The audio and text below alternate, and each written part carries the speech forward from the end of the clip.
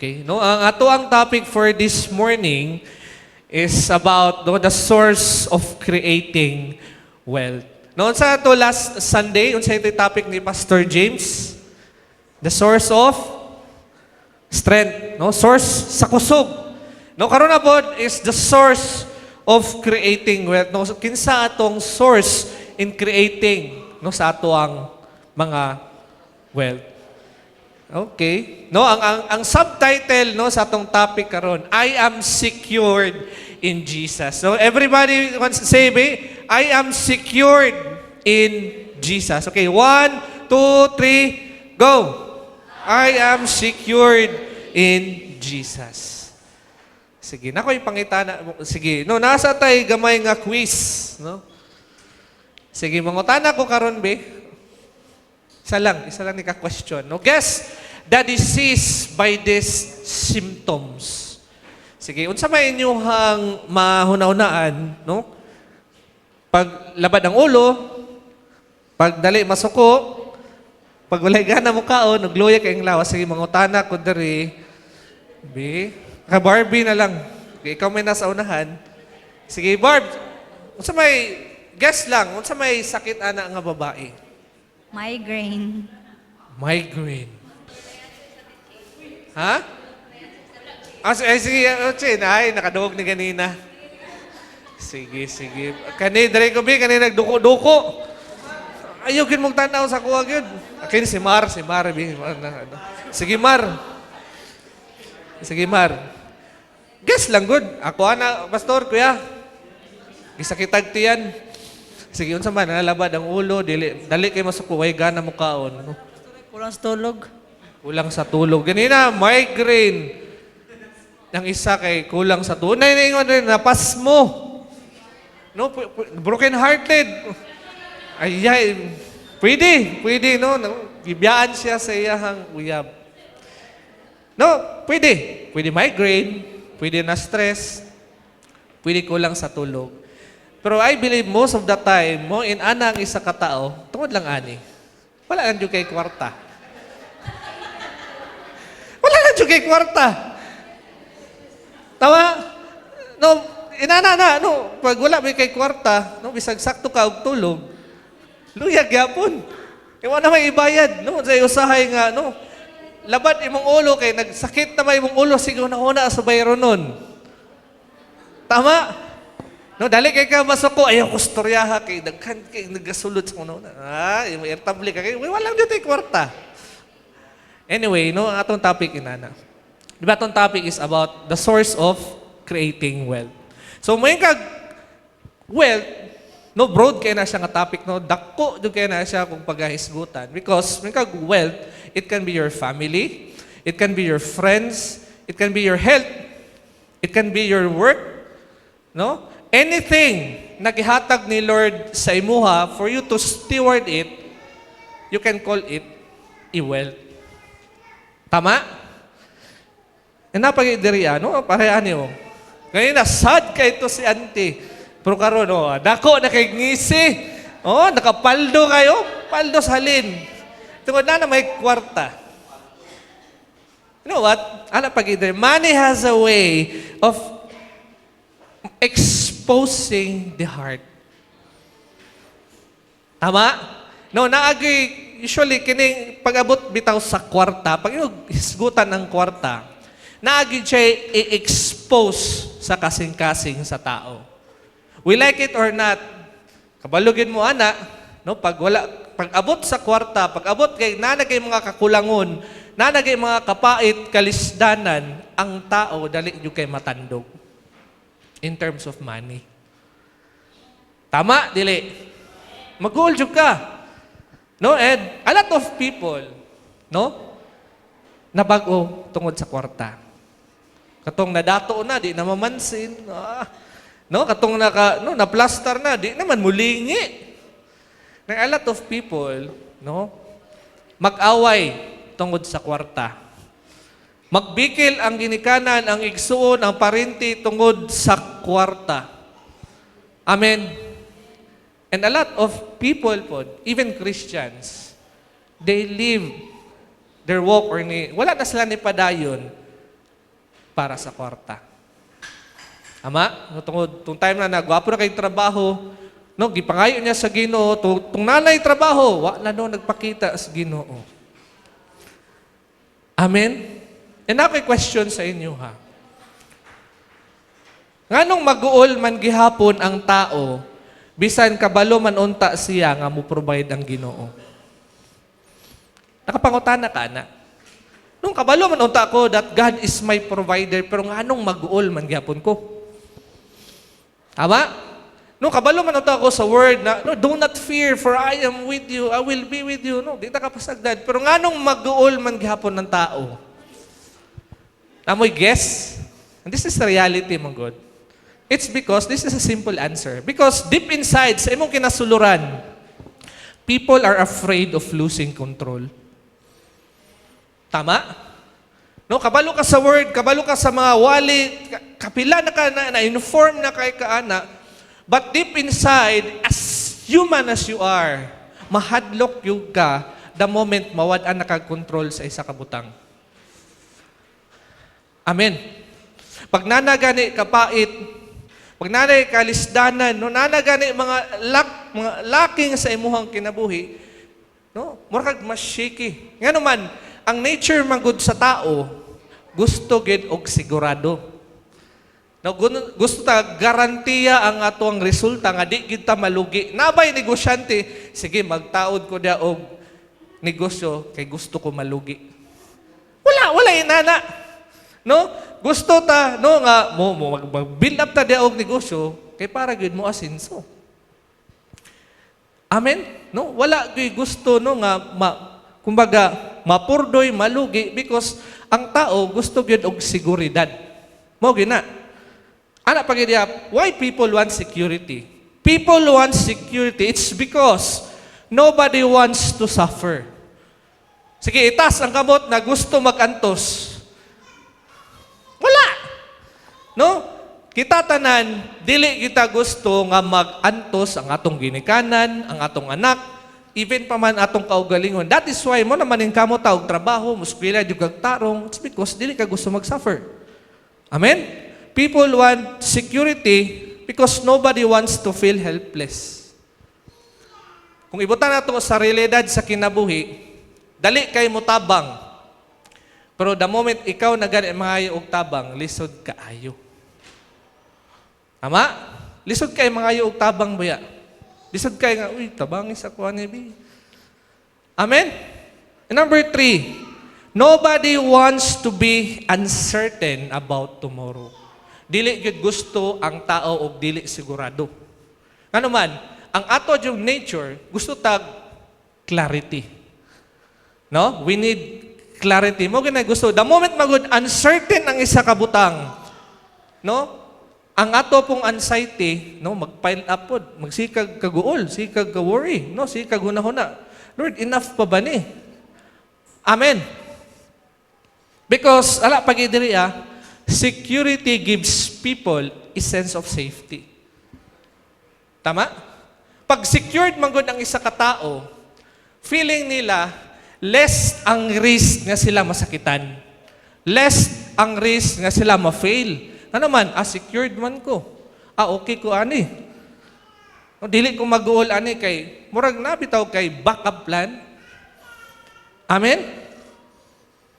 Because people think naguna-una ang tao that money will secure us. Sa mo tuwa na. Pag naa ko'y kwarta, dili ko mag-uol kung masakit ko. Ano man, naman ko ikabayad. Tama, inana ang thinking. Pag naa ko'y kwarta, kung sad ko, motora day ko og Siargao, magsalom-salom day ko dito. No? Mag-mall day ko. No? Magkape-kape day ko. No? So, no? Feel ako, secure ko. People think that position will protect us. Pag ato ang trabaho, mao ni atong seguridad, mao ni mo protect sa kuha aron dili ko magpait, di ko maglisod. Connection will sustain us dili ko mahadlok na ako'y kaila. Kinsa may lisensya diri be. Adi ko mahadlok kay na ako'y kaila nga tiimo. Di ko mahadlok kay na ako'y kaila nga pulis, isa lang katawagan. Ay nadak pa. Tama? connection, no, una na masustain ko ani. Amen. But you know what? Money is not a true security. Ano man? Because money can disappear overnight. No, pwede kayo ang tanan imong giipon, tanan nga naa ka, pwede mawala sa in just one snap. Ama? There are a lot of people, daghan kayo og kwarta, pero tungod ka ang lawas na naningil, ang ilang kwarta dili, no? Wala nakatubo sa ilang kinabuhi. Amen? No, imong matan-awan no sa news, ba kapoy kay magsigi og Facebook ron. No, daghan kay toxic kayo, daghan kay nagpinusilay, samo kayo. There are a lot of people daghan kay kwarta. Siguro malita na no, ang ilang kwarta. Pero wala gyud sila kalinaw. Wala sila kalinaw. No, they cannot buy peace. Amen? Ana Padria, position is not true security. Ano man? Because position can change anytime. No, kung na imong position daw sa trabaho, kung asa makagibutang sa Ginoo, it can change anytime. No? Sad kayo, pwede ra dita ilisan. Ayaw po, doy. Tama? No, connection are not true security because, ano man daw, people can change. No, mabago daw ang tao. Anything rooted in people is always unstable. No, anything daw nga konektado sa tao, ano man, people will really fail you. No? Mapakyas yung gam. Masuko, mangay kasi mong mama, nga gikan pa ka sa gamay, hanton ni dako. Malagot, magani ka. Ma-fail, magani ka. How much more ka itong mga tao nga, no, dili connected sa imo. They will fail you. Amen. No, that is the truth. That is why, ana gyud sa word ni Lord diri, in Deuteronomy chapter 8, verse 18. Si Lord. Remember the Lord your God. Hinumdumi daw ang Ginoo. He is the one who gives you the power. Unsa daw? The power to become successful. Klaro kayo, in order to fulfill the covenant He confirmed to your ancestor with an oath. No, ug inyong mapansin ana nga verse. Before ka is success or tagaan kag success sa Ginoo, unsay gusto ni Lord na imuhang matiman-an? You must what? Remember Him. Ano man, kabalo man gud si Lord, the moment pag ikaw, tao, tagaan na gani og mga panalangin, dako kay tendency na makalimot ka niya. Amen? No, mawala ang sense of dependence bitaw nimo. Nga akin, hanglan na ako kay Lord. Pag namagoy kwarta ang isa ka tao, pag naay okay ang ilang trabaho, okay ang ilang pagskwela, provided sila tanan, murag feeling nimo, kaya raman ako. Amen? Because the world thinks that security is naagid sa kwarta, sa position, sa connection, tanan. Pero karon na buntag, no? Ang akong i-share sa inyo is kalahian sa ginaingon sa world na secured. Kung ang kalibutan, secured ka pag daghan kag kwarta, kaning atong hisgutan karon, it is a widow, no? Wala siya kwarta, wala siya position, wala bud siya possession. Ug naabot pa gyud sa time no nga ang iyang pagkaon last na lang gyud. Ikaw, sige daw. Imagine nimo kung unyang kuan, last na nimong kaon unyang gabi, last na gyud akong panihapon. Ugma, wala namin kaunon. Unsa may bation nimo? Di ba mag-goal ka? So inana ang atong story na atong paghisgutan karon. Kay kinsa may familiar aning 1 Kings chapter 17. No, kinsa may nakabasa na ani. No? Amen. Siguro namoy nabasahan ninyo ni no. Let me share to you. So a little background na nga story. So makita ninyo sa picture. Ganahan ko na makita ba? So during this time naay drought, no, naay kanang pag-uga, no, naay El Nino at that time, no? Naay drought for 3.5 years. So imagine niyo unsa ka igang, unsa ka init, no, unsa ka pait ana, walay tubig. Kano man? Because ang Israel that time, grabe ilang rebellion kay Lord. No, imbis si Lord ang ilang i-worship, ang ilang ginasimba si Baal. And take note, ang pagtuon nila kay Baal is the God of rain. the God of fertility. And amazingly, si Lord, nag-allow niya ang drought for them to realize that Baal is not the source, but it is the Lord. So mo na nahitabo diriya. No, diha gipapundo ni Lord si Elijah, but atong time na grabe na gyud ang kainit, no, na nauga ng murag gamay nga sapa. So mo na nahitabo. Eventually, the brook dried up because of the drought. Then God spoke to him. Ala si Lord siya, get up, no? Bangon. Go to Zarephath in Sidon and live there, no? Adto sa Zarephath, then pagpuyo didto, no? I instructed a woman who lives there, a widow, to feed you. So nakoy gi-prepare dito nga tao, no? Widow, balo, para mag-atiman sa imuha. So gisunod ni Elijah. In verse 10 to 11, ana diriya, so he got up, niadto siya and went to Zarephath. As he came down to the entrance of the village, kung naabot na siya sa village, he met a woman. Sumuha na siya, no? Nagdalag kahoy. No? A widow gathering a firewood. He asked her, please, would you bring me a little water in the jug? Pwede man ko nimo tagaan o tubig. No? Siguro kung during this time, pwede ko nimo tagag tumbler. No? Kanang, aqua flask. No, so he went and get it. So nagkuha siya tubig. And he called out, and while you are at it, would you bring me something to eat? So wala lang nangayo og tubig si Elijah, nangayo po siya pagkaon. Well, let's continue.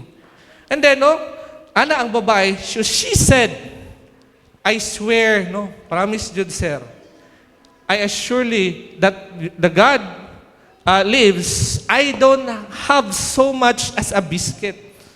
No? Lord, sir, may mo makita, sir, no, maorag yun eh, wala jud ko'y naasa ko, way sobra. No, ang naasa ko, a handful of flour, no, harina, and a little oil in the bottle. No, gamay kayo nga oil. You found me scratching together just enough firewood. So, nakita magyud nimo, sir, nga, oh, nangahoy na lang ko diri. It's because I want to make a last meal for my son. Kay magluto ko og last meal. Last na jud nako nga kumbaga kauno namo sa akong anak. And after that, man mo kaon, mamatay na mi. Wala naman mi kuhaan og source. Wala na supply na mo pagakuan. So mo lang dito, no? Wala na siya hopeless na kayo. But in verse 13 to 14, unsa ingon ni Elijah? Elijah said to her, don't worry. No, ayaw kaguol about a thing. Ayaw kaguol, anak. Noon sa man ang imong ginakagulan karon. No, whether kinsa may dagag bayronon be? O kinsa may no daghan titag responsibilidad, labi na og no, ati ka, minyo ka, estudyante ka, no, daghan kay kag mga kuan. Ana si ayaw kaguol, ana. Go ahead and do what you've said, no? Buhata imong giingon. But first, I want you to notice the word, but first. Unaha sa ko. Make me a small biscuit for me and bring it back here, no? Unaha sa ko, himuwi sa ko una og biscuit. Himuwi sa ko una og pan. Then go ahead and make a meal. After that, kung unsay mabilin sa imuha, mo na inyong kaunon sa imong anak. This is the word of God of Israel. Mo ni ana si Lord, mo ni ang gingon ni Lord sa kuha na ako ang ingon ako sa imuha.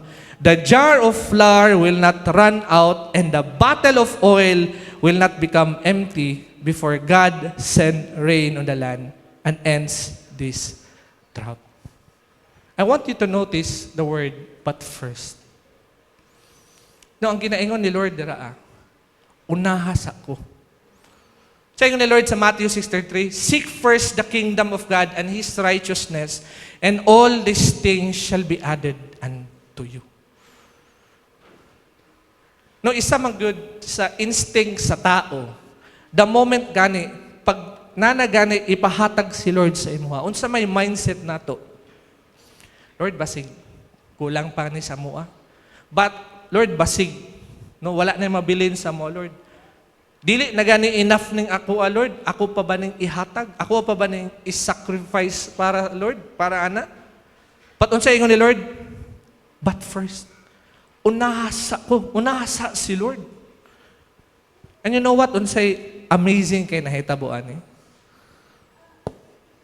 In verse 15 to 16, and she went right and did just as Elijah asked, no? Gibuhat din sa widow sa gingon ni Elijah. And it turned out, as he said, a daily food for her and for her family. The jar of meal didn't run out and the bottle of oil didn't become empty.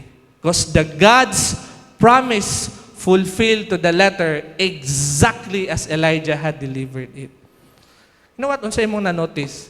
Kay tungod giuna sa widow ang gikuman ni Lord through Prophet Elijah.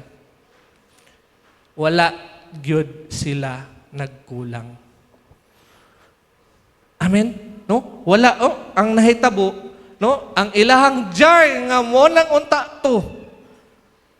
Wala nahutdan. Ang oil na mo, gamay lang kay nabilin, no? Napuno. It's because giuna nila si Lord. Amen? And same thing sa imuha karon. Unsa man imong ginakabalak-an karon. Siguro naghunauna ka sa imong balay daghan kay kulang, no? Wala na may gasol, wala na may bugas. Saman daghan kay kulang sa inyong balay. Siguro naay diriya, no, nagpatayo ka og balay. No, daghan na kay kag nagasto pero wala pa natindog. Nga, Lord, saan naman eh? Daghan naman kay kog na nagawas sa kwarta pero wala may balik. Siguro ikaw naghunahuna ka nga daghan kay kag utang. Kisa may kag utang diri. Ang daghan kay kag utang, Lord, dabi naman ning utang. But you know what? Unsa atong ma-learn diri Kung unahon nimo si Lord, dili jud ka magkulang. Amen. Dili jud ka magkulang. And you know what? Na ako'y testimony gamay ana. No? Diya magud sa regional, pag wala kay masteral, lisod kay ka ma-item. Lisod kay ka ma-item. Lisod kay ka kumbaga, kinahanglan ka og murag edge ba? Aron bitaw, ma-regular ka. I know what, niana dyan kay Pastor James. Pastor, pwede dili sa ako magwali for 2 years? Kay magmasteral sa ako. Niana dyan ko Pastor James. Kita lagi, as a father, maghuna-huna mo dyan kasi mong anak. Maghuna-huna mo dyan kasi mong pamilya. Tama? Siguro na, Lord, kaya ba ka na ako i-sustain? What if, Lord, G.O. lang gyapon ko forever? Paita na, no? Lord, no, wala ko yung sense of security. Alam ko, Pastor James, muna akong decision, Pastor. Wala pa siya ni-reply. Then, no, gitagang ko word ni Lord, no nga, dili nako idayon. Dili nako idayon ng mga masteral. Moto, ni-chat na lang ako, Pastor, ay, Pastor, dili na lang day ko mo dayon. Dili na lang day ko, wali lang gyapon day ko. No? Dili lang ko mo dayon ato akong giingon. Kaya i-convict jud ko ni Lord na kung unahon nako siya ra gyud magplastar. You know what happened? Na niabot na item, no, nang-apply me, no? For out of 18 applicants, duha mi Christian. No? Ato akong amigo.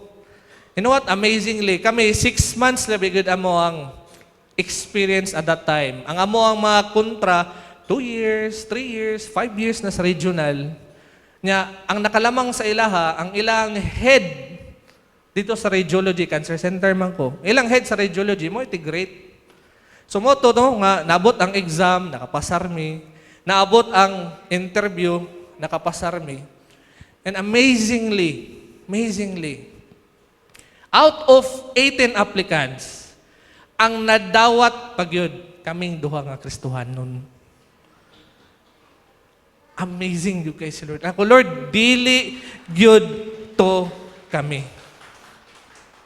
Ano nga, katong time nga gusto ko muundang sa akong pagwali sa, kay gusto ko maplastar, kay tungod, una na ko si Lord. Si Lord gyud ay mag-secure sa ako ang kinabuhi. Amen. That is why, no, when God is your source, number 1, your life is already secured by Him. No, kung si Lord ang imuhang source, ang imuhang kinabuhi, sigurado gyud diha sa Ginoo. Unsa man, pastor, na kay verse ala pastor nga sigurado gyud ko kay Lord? Yes. In Philippians 4:19, no, mabasa niyo na sa Message translation na Bible, no, ganahan kay ko pagka-translate. Ana padre in verse 19. You can be sure, no, pwede daw ka, no, sigurado jud kay ka that God will take care of everything you need. No, klaro jud kay na, no? You can be sure that God will take care sa imuhang mga panghinanglanon. Amen. His generosity exceeding even yours in the glory that pours from Jesus. Amen. No, so kung ikaw karon naghunaw na ka, Lord, bago naman ko pass our board exam, Lord, wala ba gihapon ko'y trabaho? Lord, maplastar ba gihapon ko? Lord, nindot ba gihapon akong plano? Lord, nganong inani man lagi ang akong sitwasyon karon, Lord? Nganong daghan ko utang, nganong daghan ko bayro nun, nganong inani man, Lord, wala ba gihapon provision na gibubuo nimo? Lord, part pa ba ni sa imong plano? Kinsa may nakahuna-huna ana? Lord, part pa ba ni Lord na inani masakitan ko, daghang kong magian? Ngano man ni Lord? But you know what? I want you to remember, kung gibuhat ni Lord ang universe for just 6 days, buhat ni Lord ang earth, ang sun, ang moon, ang stars, even pa man sa mga gagmay kay nga butang na makita lang nimo sa microscope, kung nabuhat na ni Lord in just 6 days, nganong dili man nimo siya saligan sa imong problema?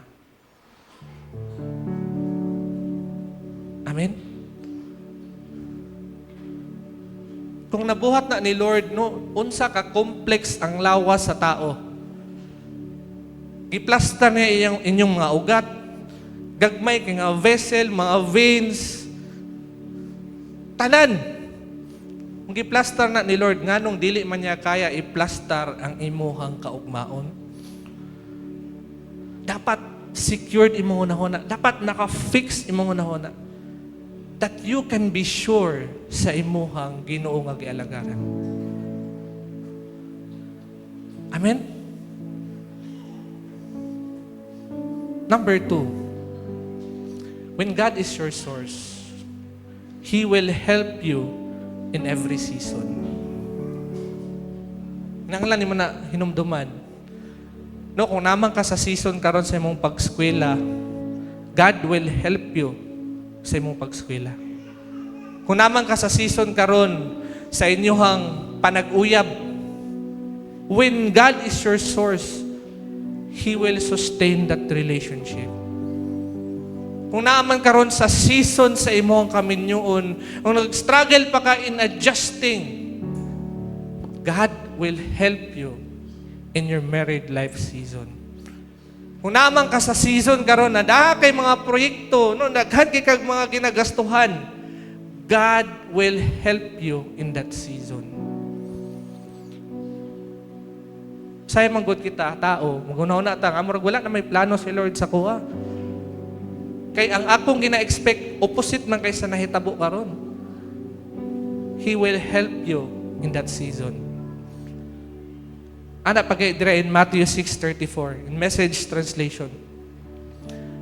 Give your entire attention to what God is doing right now, no?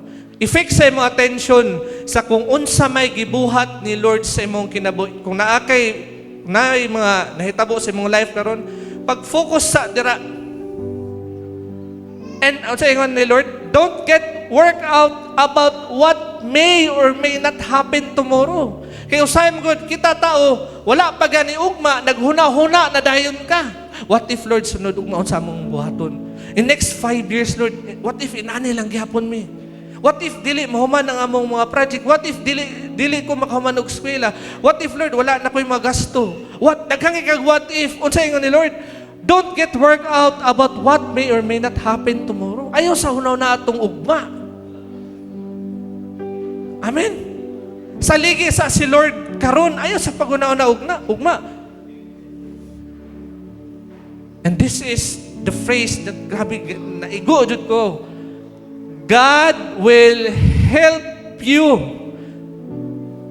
deal with whatever whatever hard things comes up when the time comes. Sa daw?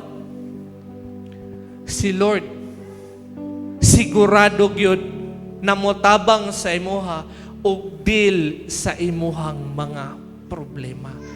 Dili lang kayo na problema dia, but hard things, no? Ano pa si Jesus, in this world, you will have many troubles. But take heart. I have overcome the world. Dumo na ingon ni Lord. I am your sure help. Dili kita kapasagdan sa panahon na nagpait ka. Dili ta kapasagdan sa panahon na stress ka. Dili ta kapasagdan sa panahon na depressed ka, nag-worry ka, burnout ka, gikapoy ka. Because God is our sure help. Amen? Anak pag-idriya, this is the last quote I want to share with you.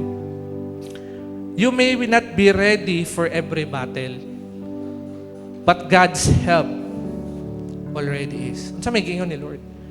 A lot of us, dili good, andam sa mga pagsulay sa unahan. Pero ang giingon ni Lord karon, wala pa lang ka, nakaagian na nga pagsulay. Nanay, ginaandam si Lord na tabang para nimo. Amen? Napag-verse sa Bible ba? In Proverbs 2, nakalimot ko sa chapter. Ano dito? The Lord will prepare a table in front of your enemies. Nung saman ka powerful ng a verse. Maghanda daw si Lord at tubangan sa imuhang mga kalaban. In other words, nag-struggle pa lang ka, si Lord nanay ginaandam nga kadaugan para sa imuha. Amen. Kinahanglan lang gyud nimo unahon siya. Would you trust Him sa panahon na naglisod ka? Sa panahon na naay mga lackness? Sa panahon na naay mga pagsulay? Would you trust the Lord? Amen. And same thing sa nahitabo sa widow. The lackness, nawala. Ang blessing, gihatag sa Ginoo the moment he obeyed. Amen. Because God will move when we honor Him.